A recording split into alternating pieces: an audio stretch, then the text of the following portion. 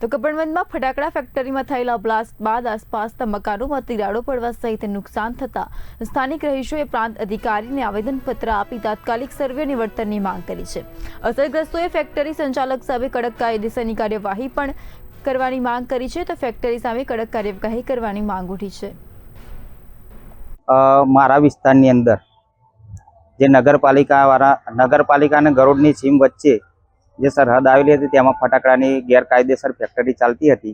તેમાં બ્લાસ્ટ થવાથી ગરોડ પંચાયત, અગરાજી પંચાયત અને રમોશ્રી પંચાયત આ 3-4 પંચાયતોમાં બહુ ભારે નુકસાન થયેલું છે। મકાનોના દિવાલો ફાટી ગયેલી છે, એક બારી બારણાં બધું તૂટી ગયેલું છે। તો એનો સર્વે કરવામાં આવે, એના માટે યોગ્ય વળતર આપવામાં આવે એવી અમારી રજૂઆત છે।